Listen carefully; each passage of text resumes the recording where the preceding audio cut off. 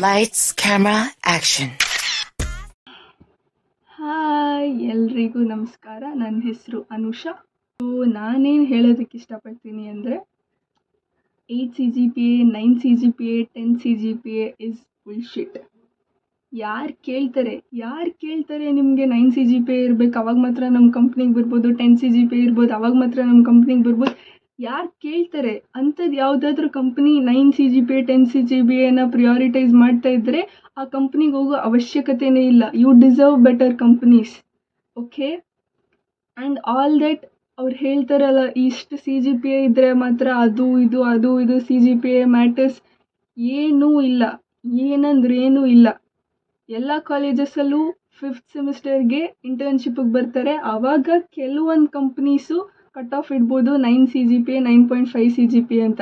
ಬಿಟ್ಟರೆ ಬೇರೆ ಎಲ್ಲ ಕಂಪ್ನೀಸು 7 CGPAನ ಜನರಲ್ ಕಟ್ ಆಫ್ ಆಗಿರ್ತಾರೆ. ಆ್ಯಂಡ್ ಯಾವ ಕಂಪ್ನೀಸ್ 8 CGPA 9 CGPA ಇಡುತ್ತೆ ಅದ್ರ ಬಗ್ಗೆ ತಲೆ ಕೆಡ್ಸ್ಕೊಳ್ಳೋದಕ್ಕೆ ಹೋಗಲೇಬೇಡಿ. ಆ್ಯಂಡ್ ಇಂಟರ್ನ್ಶಿಪ್ಪೇ ಮಾಡಬೇಕು ಅಂತ ಏನಿಲ್ಲ, ಫ್ರೀಲ್ಯಾನ್ಸ್ ಮಾಡಿದ್ರೂ ಆಗುತ್ತೆ. ನೀವು ಜಸ್ಟ್ ನಿಮಗೆ ಒಳ್ಳೆ ಸ್ಕಿಲ್ಸ್ ಇರಬೇಕಷ್ಟೆ. CGPA ಅದು ಇದು ಇಷ್ಟೇ ಇರಬೇಕು, ಅಷ್ಟು ಓದಬೇಕು, ಅಷ್ಟೆಲ್ಲ ಓದಬೇಕು, ಇಷ್ಟು ಮೇಂಟೈನ್ ಮಾಡಬೇಕು, CGPAನ ಪ್ರತಿ ಸೆಮ್ಮು ಮೇಂಟೈನ್ ಮಾಡಬೇಕು, ಎಲ್ಲ ನಾನ್ಸೆನ್ಸ್, ಎಲ್ಲ ಟೋಟಲಿ ನಾನ್ಸೆನ್ಸ್. ನನಗೆ 8.9 CGPA ಇತ್ತು ಆ್ಯಂಡ್ ಒಂದು ಕಂಪ್ನಿಯವರು 9 CGPAನ ಕಟ್ ಆಫ್ ಮಾಡಿದರು. Just 0.1 I missed. ಜಸ್ಟ್ 0.1 ಆ ಕಂಪ್ನಿಗೆ ಇಂಟರ್ವ್ಯೂ ಕೊಡೋದಕ್ಕೆ ಆಗಲಿಲ್ಲ. But who CARES? ನನಗೇನು ಬೇಕಾಗಿಲ್ಲ. ಅವ್ರೇನು ನನ್ನನ್ನು ರಿಜೆಕ್ಟ್ ಮಾಡೋದು, ನಾನೇ ಅವ್ರನ್ನ ರಿಜೆಕ್ಟ್ ಮಾಡ್ತೀನಿ. ಅಂಥ ಕಂಪ್ನೀಸ್ ಲೈಕ್ 9 CGPA 9.5 CGPA ಎಲ್ಲ ಕಟ್ ಆಫ್ ಇಡ್ತಾರಲ್ಲ, ಅಂಥ ಕಂಪ್ನೀಸ್ನ ನಾವೇ ರಿಜೆಕ್ಟ್ ಮಾಡಿಬಿಡೋಣ. Why do we have to wait for them to reject us? Let us reject them. ಯಾವ ಕಂಪ್ನೀಸ್ ಹಾಗೆಲ್ಲ ಇಡುತ್ತಲ್ಲ ಅದ್ರ ಬಗ್ಗೆ ಎಲ್ಲ ತಲೆ ಕೆಚ್ಕೊಬಿಡಿ. ಯಾಕಂದರೆ there are so many fishes in the ocean ಅಂತ ಅಂತಾರಲ್ಲ. I always say this line, there are so many fishes in the ocean. ಸಮುದ್ರದಲ್ಲಿ ತುಂಬಾ ಮೀನುಗಳಿದ್ದಾವೆ, ಹಾಗೆ ತುಂಬಾ ಕಂಪ್ನೀಸ್ ಇದ್ದಾವೆ. ಅದೇ ಕಂಪ್ನಿಗೆ ಹೋಗ್ಬೇಕು, ಇದೇ ಕಂಪ್ನಿಗೆ ಹೋಗ್ಬೇಕು ಅಂತ ಏನಿಲ್ಲ.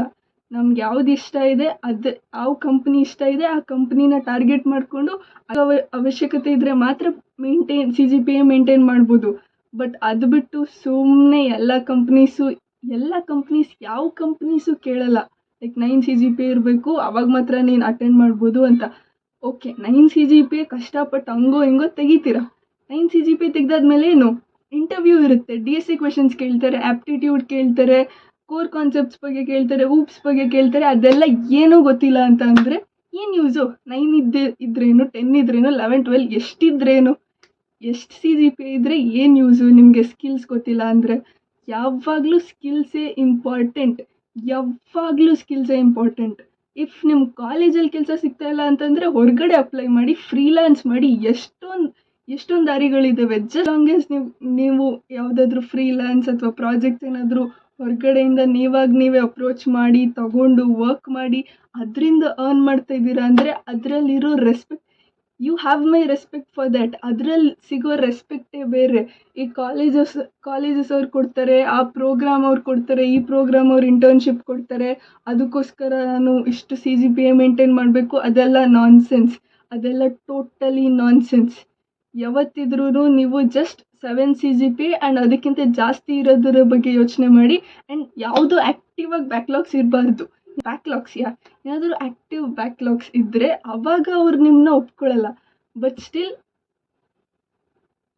ಜಸ್ಟ್ ಬ್ಯಾಕ್ಲಾಗ್ಸ್ ಎಲ್ಲ ಎಷ್ಟು ನೋಡಿಲ್ಲ ಗುರು. ನನ್ನ ಫ್ರೆಂಡ್ಸ್ ಎಲ್ಲ ಎಷ್ಟೆಷ್ಟೊಂದು ಬ್ಯಾಕ್ಲಾಗ್ಸ್ ಇದ್ದಾವೆ. ಅದನ್ನೆಲ್ಲ ಕ್ಲಿಯರ್ ಮಾಡಿಕೊಂಡ್ರೆ ಆರಾಮಾಗಿ ಕೆಲಸ ತೊಗೋಬೋದು. Just don't waste your time. ನಿಮ್ಮ ಟೈಮ್ನ CGPA ಇಷ್ಟೇ ಬರಬೇಕು, ಅಷ್ಟೇ ಬರಬೇಕು, 8.5 ಬರಬೇಕು, 9 ಬರಬೇಕು, ಅದು ಇದು ಮಣ್ಣು ಬರಬೇಕು ಅಂತ ಅಷ್ಟೊಂದು ಕಷ್ಟಪಟ್ಟು ನಿಮ್ಮ ಎಫರ್ಟ್ಸ್ ಹಾಕಿ ಟೈಮ್ ವೇಸ್ಟ್ ಮಾಡಿಕೊಂಡು ಅದನ್ನು ಮೇಂಟೈನ್ ಮಾಡೋ ಅವಶ್ಯಕತೆ ಇಲ್ಲ. ನಾನು ಹೇಳ್ತಾ ಇದ್ದೀನಲ್ಲ, ನಾನು ಅಷ್ಟು ಕಷ್ಟಪಟ್ಟು 8.9 CGPA ತೆಗೆದಿದ್ದೆ. ಆ್ಯಂಡ್ ನಾನು ಒಂದು ಕಂಪ್ನಿಗೆ ಇಂಟರ್ವ್ಯೂ ಕೊಡೋಕ್ಕಾಗಲಿಲ್ಲ ಬಿಕಾಸ್ ಅವರು 9ನ ಕಟ್ ಆಫ್ ಆಗಿಟ್ಟಿದ್ರು. ಆ್ಯಂಡ್ ಟಿಲ್ 8.9 ಯಾರ್ಯಾರು ಇರ್ತಾರೆ ಅವ್ರ ಕತೆ ಏನು? So this is the reason. ಇದ್ರ ಬಗ್ಗೆ ಎಲ್ಲ ಇದ್ರ ಬಗ್ಗೆ ಎಲ್ಲ ಥಿಂಕ್ ಮಾಡೋ ಅವಶ್ಯಕತೆ ಇಲ್ಲ. ಯಾವುದಾದ್ರೂ ಕಂಪ್ನೀಸ್ ಆ ಥರ ಕಟ್ ಆಫ್ ಇಟ್ಟಿದ್ರೆ ಜಸ್ಟ್ ರಿಜೆಕ್ಟ್. ಅವರಿಗೆ ಸ್ಕಿಲ್ಸ್ ಬೇಕಾ, ಅವರೇ ನಮ್ಮ ಹತ್ರ ಬರ್ತಾರೆ. ಅವರಿಗೆ CGPAs ಬೇಕಾ, ಅವ್ರು ಯಾರ ಹತ್ರ CGPAs ಇದೆ ಅವ್ರ ಹತ್ರ ಹೋಗಲಿ. ಅವರೆಲ್ಲ ಫುಲ್ ಯಾರ್ಯಾರು ನಾನು ನನ್ನ ಕ್ಲಾಸಲ್ಲಿ ನೋಡಿದ್ದೀನಿ. ಐ ಮೀನ್ ನಾನು ಲೈಕ್ ತುಂಬ ಜನ ನೋಡಿದ್ದೀನಿ, ನನ್ನ ಫ್ರೆಂಡ್ಸ್ನೆಲ್ಲ ನೋಡಿದ್ದೀನಿ. 8.9, 9.8, 9.6, 9.5 ಎಷ್ಟೊಂದು ಇರುತ್ತೆ. ಅವರಿಗೆ ಜನರಲ್ ಕಂಪ್ಯೂಟರ್ ಹೇಗೆ ವರ್ಕ್ ಆಗುತ್ತೆ ಅಂತ ಗೊತ್ತಿರಲ್ಲ, ಟೆಕ್ನಾಲಜೀಸ್ ಬಗ್ಗೆ ಗೊತ್ತಿರಲ್ಲ, ವೆಬ್ಸೈಟ್ಸ್ ಬಗ್ಗೆ ಗೊತ್ತಿರಲ್ಲ, AIs ಬಗ್ಗೆ ಯಾವುದ್ರ ಬಗ್ಗೆನೂ ಗೊತ್ತಿರಲ್ಲ. ಅಷ್ಟು ದಡ್ಡರಾಗಿರ್ತಾರೆ ಅವರು, ಅಷ್ಟು ದಡ್ಡರಾಗಿರ್ತಾರೆ. Don't be that. CGPA ಚೆನ್ನಾಗಿದ್ದು ತಲೆಯಲ್ಲೇನೂ ಇಲ್ಲ ಅಂತಂದರೆ ದಟ್ ಈಸ್ ವೇಸ್ಟ್. ಚೆನ್ನಾಗಿ ಸ್ಕಿಲ್ಸ್ ಇದ್ದು 7 CGPA ಇದ್ದರೆ that is the greatest option. That's the safest option. And ಏನೂ ಸ್ಕಿಲ್ಸ್ ಇಲ್ದೇ ಏನೂ CGPA ಇಲ್ಲ ಅಂತಂದರೆ ಅದು that is like a different question. Like, what are you doing in life anta? That is a different thing. Let's not speak about that. But apart from that, don't worry about CGPA. ಅದೆಲ್ಲ full nonsense. ಕಾಲೇಜಲ್ಲಿ ಏನೇನು ಹೇಳ್ಕೊಡ್ತಾರೆ ಅದೆಲ್ಲ nonsense. ನೀವೇ ಏನು from scratch technologies ಬಗ್ಗೆ ಕಲಿಬೇಕು, skills improve ಮಾಡ್ಕೋಬೇಕು. ನಿಮ್ಮ ತಲೆಯಲ್ಲಿ ಆ್ಯಕ್ಚುಯಲ್ ಆಗಿ ನಾಲೆಡ್ಜ್ ಇರಬೇಕು. ಥಿಂಗ್ಸ್ ನೀವೇನೇನು ಕಲಿತೀರ ಅದನ್ನೆಲ್ಲ ಹೇಗೆ ಇಂಪ್ಲಿಮೆಂಟ್ ಮಾಡೋದು ಅದ್ರ ಬಗ್ಗೆ ಗೊತ್ತಿರಬೇಕು. ಪ್ರಾಜೆಕ್ಟ್ಸ್ ಮಾಡಿರಬೇಕು, ಸ್ವಲ್ಪ ಫ್ರೀಲ್ಯಾನ್ಸ್ ಮಾಡಿ ಸ್ವಲ್ಪ ಎಕ್ಸ್ಪೀರಿಯನ್ಸ್ ತೊಗೊಂಡಿರಬೇಕು. That is more than enough. ಇಷ್ಟೇ. CGPA ಬಗ್ಗೆ ನಿಜವಾಗ್ಲೂ ತಲೆ ಕೆಚ್ಕೋಬೇಡಿ. ನಾನು ತುಂಬ ಜನ ನೋಡಿದ್ದೀನಿ. ತುಂಬ ಗ್ರೇಟ್ CGPAs ಇದೆ ಅವ್ರಿಗೆ. 9.8, 9.9 ಥರ ಎಲ್ಲ ತೆಗಿತಾರೆ. ಎವ್ರಿ ಸೆಮಿಸ್ಟರ್ ತೆಗಿಯೋರು ಇದ್ದಾರೆ, ನೋಡಿದ್ದೀನಿ. ಲೈಕ್ ಅವ್ರ ಖುಷಿಗೋಸ್ಕರ ತೆಗಿತಾರೋ ಏನೋ ಗೊತ್ತಿಲ್ಲ. ನಾವು ಲೇಝಿ, ನಾವು 7 ತೆಗಿಯೋಣ ಸಾಕು, ಅದು ಮೋರ್ ದೆನ್ ಎನಫ್. 7 ತೆಗೆದ್ರೆ ಬೇಜಾನ್. ಎಲ್ಲದಕ್ಕೂ ಎಲ್ಲ ಇಂಟರ್ವ್ಯೂಸು ಕೊಡ್ಬೋದಾ ಅಷ್ಟೇ. ಮೇಜರ್ ಥಾಟ್ ಇದೇ ಆಗಬೇಕು ಅದೇ ಆಗಬೇಕು, ಇಷ್ಟೇ CGPA ಇರಬೇಕು ಅಷ್ಟೇ CGPA ಇರಬೇಕು, ಅದು ಇದು ಮೇಂಟೈನ್ ಮಾಡಬೇಕು, ಕ್ಲಾಸಲ್ಲಿ ರ್ಯಾಂಕ್ ಮೇಂಟೈನ್ ಮಾಡಬೇಕು, ಎಲ್ಲ ವೇಸ್ಟು. ಕ್ಲಾಸಲ್ಲಿ ಇರೋರ್ದೆಲ್ಲರದು ರ್ಯಾಂಕ್ ಅದು ಮ್ಯಾಟರ್ ಆಗಲ್ಲ. ನೀವು ಯಾವುದಾದ್ರೂ ಕಾಂಟೆಸ್ಟ್ ಕೊಡಿ, ಯಾವುದಾದ್ರೂ ಪ್ರಾಜೆಕ್ಟ್ಸ್ ಮಾಡಿ, ಯಾವುದಾದ್ರು GSOC ಆ ಥರ ಓಪನ್ ಸೋರ್ಸ್ ಪ್ರಾಜೆಕ್ಟ್ಸ್ ಮಾಡಿ, ಅದರಲ್ಲಿ ನಿಮ್ಮ ರ್ಯಾಂಕ್ ಚೆನ್ನಾಗಿದ್ದರೆ ದ್ಯಾಟ್ ಈಸ್ ಇಟ್ ಅಷ್ಟೇ. What I would like to say is that CGPA is bullshit. CGPA theory entirely dabba theory, dabba Indian education system. And ಇದ್ರ ಬಗ್ಗೆ ಎಲ್ಲ ತಲೆ ಕೆಚ್ಕೋಬೇಡಿ. Just focus on your self, just focus on your skills. Just pass ಮಾಡ್ಕೊಳ್ಳಿ ಸಾಕು. Just all you have to do is just pass ಮಾಡಬೇಕಷ್ಟೆ. ನನಗೆ internals 30 ಮಾರ್ಕ್ಸ್ಗೆ ಇರುತ್ತೆ. ಆ್ಯಂಡ್ ದೆನ್ ನಾನು ಬರೀ 25 ಮಾರ್ಕ್ಸಿಗೆ ಓದ್ಕೊಂಡು ಹೋಗಿರ್ತೀನಿ. ಬರೆಯೋದು 20 ಮಾರ್ಕ್ಸ್ಗೆ ಬೇಕು ಅಂತಲೇ ಸೋಂಬೇರಿ ಬಿಟ್ಬಿಟ್ಟಿರ್ತೀನಿ. ಅಲ್ಲೇ 20 ಮಾರ್ಕ್ಸಿಗೆ ಅಷ್ಟೇ 4 ಕ್ವೆಶನ್ ಬರಿತೀನಿ. 20 ನಿಮಿಷದಲ್ಲಿ 4 ಕ್ವೆಶನ್ ಬರೆದ್ಬಿಟ್ಟು ಎದ್ದು ಬರ್ತಾ ಇರೋದು ಅಷ್ಟೇ. 1 hour ಇಂಟರ್ನಲ್ಸ್ನ 20 ಮಿನಿಟ್ಸಲ್ಲಿ ಮುಗಿಸಾಕಿರ್ತೀನಿ. ಆ್ಯಂಡ್ ದೆನ್ ಆ 20 ಮಾರ್ಕ್ಸಿಗೆ ಏನು ಬರಿತೀನಿ, ಆ 20 ಮಾರ್ಕ್ಸಲ್ಲಿ 15, 16, 17 ಅಂತ ಏನೋ ಬರುತ್ತೆ.